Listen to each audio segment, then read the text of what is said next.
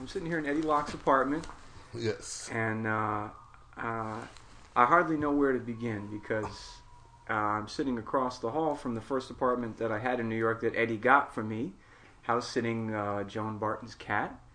And I met Eddie through a high school friend of performing arts who he was teaching.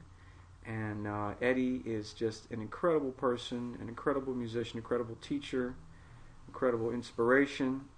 And so I guess we'll start at the beginning. Tell me about growing up in Detroit and all the great musicians you met there. Well, it's funny that you should ask because I was just looking at a book that somebody sent me. And I'd looked at it before, but I'd forgotten. It was about Paradise, called Paradise Valley Days. It's about Detroit. Oh. What happened to it? You know, the all the things that were going on there when I was raised there. There was a lot of entertainment, music. Yeah. Completely, because everyone always asked me how come somebody asked me just last week, how come so many musicians came from Detroit? And I said it was a great environment. I think it was an environment. Yeah. It's not just studying; it's an environment which created that. Right. You know, it was a nice environment of people being together all the time. Yeah. And sharing thoughts. Right. And the musicians that came here were good, but there was a lot of good musicians in Detroit that never came here, older guys. So we always heard good music, listening to guys. It was a lot of work there because of the factories. You know, the auto factories, and we got came up during the war, basically, Second World War, and so it was a lot of places where you could play, which is, you can't beat that. There's nothing else better than that. Okay, how much music you know, if you don't play, can't play, it's not gonna happen. Right. You got to play it on the job. Yeah. Because what you learn in school or what you practice, sometimes it don't work when you get on the job. Anybody that plays an instrument knows that. Yeah. You know, you have this master plan you're going to do. But when all those other elements come involved. Right. So, when did you start playing the drums? When I was really little. I had a brother that was very sick. He was next to me. My mother had 4 boys. I was a baby of 4 boys, and the one next to me was sick. He was in the hospital. I never knew what he was. He died young, like 11 or 12 years old. No, but I mean, it was just a time when, you know, they didn't have antibiotics. You could die from a fever then because of the kids, because there was no antibiotics and all this stuff that they have now. Yeah. You get a high fever and you couldn't live. Wow. But anyway, whatever it was, but I used to go with my mother, take me to the hospital, because he was in the hospital most of his life. Oh, wow. In and out, in and out. Yeah. And I went by this, it was one place we had to ride 3 different buses, and one of the bus stops, there was a music store, and this drum set was in the window. And I told him, I was really little, you know, like 5 years old or something. And I told my mother, that's what I wanted, you know. Wow. And from that time, she bought me a toy drum set when I was about 7, I think. And my brother, I had an older brother, of course, tore it up. You know, just because he was so big and he just knocked it off. It was just paper, kind of, you know. Yeah. But I didn't ever stop. I kept telling her that all the time, you know. Yeah. Until when I was 12, I think it was 12 or 13, my 13th birthday, she got to a Wurlitzer's drum shop and bought me a drum set. Wow. Great drum set with, she put, you know, she didn't have any money. $5 down and like $1 a month. Yeah. And that's when I started. And I just played. I never studied no music, and I had never heard, you know, nobody that influenced me at that time. I just loved the drums. Yeah. So I was beating on them, beating the hell out of them in my living room. Yeah. And it's a friend of mine who I played with. I've showed you that picture. It's hanging up in there. His name was Hank Moore, tenor player, played the blues. He lives in Atlanta now. And we talk periodically now. And one time we called him up and he said, "Oh, how you doing, Locke?" I said, "I'm fine, man." And then we just come. He said, "You know what?" I said, "What?"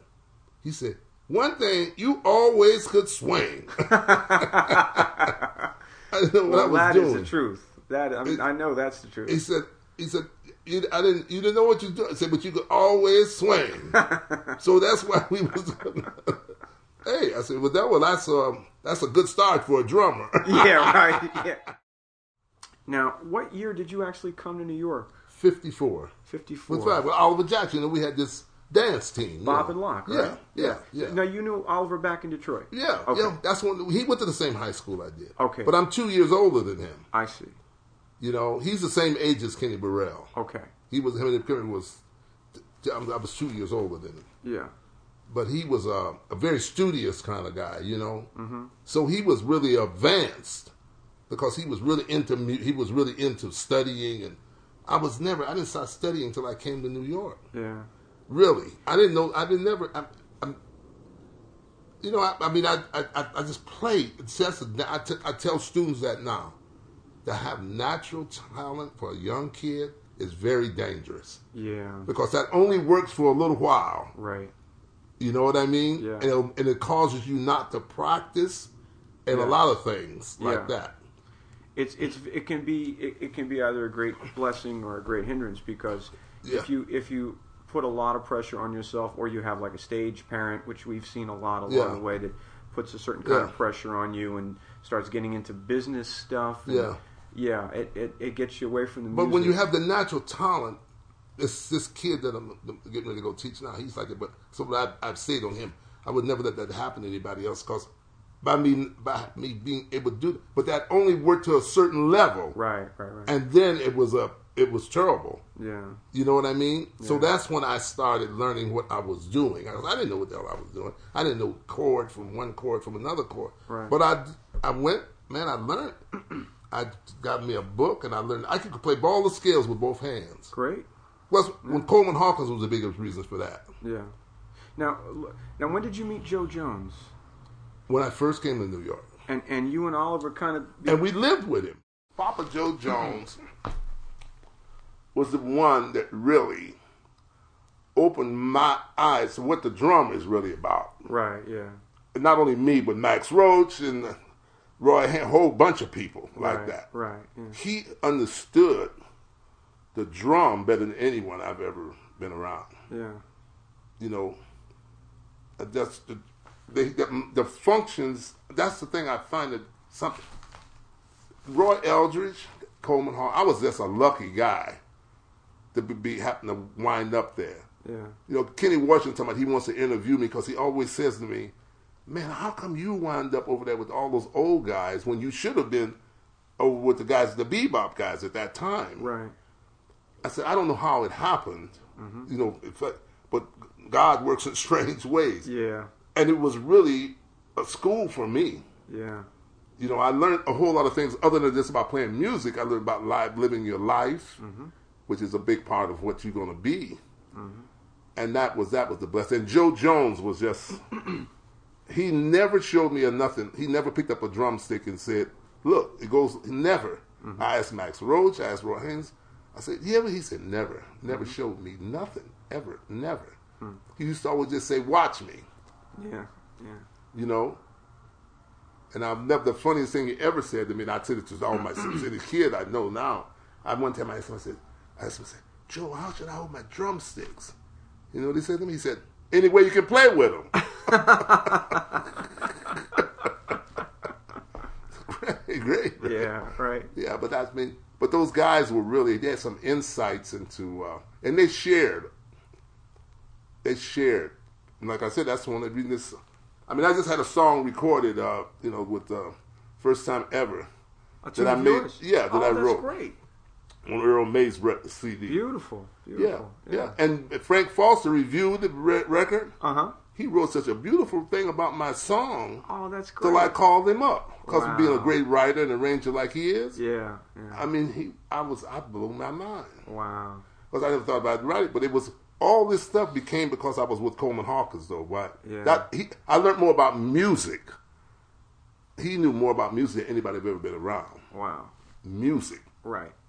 The whole spectrum. Right. You know what I mean? He was just he was classically trained. Plus, you know, everybody knows when he played that Body and Soul, which is still a classic today. Right. You know, at that time, for a man to play what he did with that. Yeah. was amazing at that period. You know, and when he was encouraging, it's like I say, being with these people. I mean, I used to sit on his piano and play just a triad, and he would say, "Yeah, Locke," and he wasn't trying to be funny. Right. He was he would just say, "Yeah," and he made me. The book is right up there. He made me get one of his piano favorites, classical short pieces. It's right up there on that thing. He was at his house, and I took the book. He said, "You could learn one of these, Locke." And it was one of these chordal Chopin pieces. Yeah. And you know, actually, we learned how to play it because he believed that I could do it. That's the same thing I was talking about, the environment you're in. Yeah, I know just what you mean. Sometimes if somebody, I've had that before, if somebody just looks at you and says, "I know you can do this," somebody you respect, it means the world. That's right. Yeah. That's right. Yeah. And I got because what he wanted to do, because he was funny at that, he said, when Tommy or Barry or Monk was up here, I'm going to say, tell Locke, go over there and play that piece. Yeah. He says, now he's a drummer. Now, can you do that? That's why I loved it.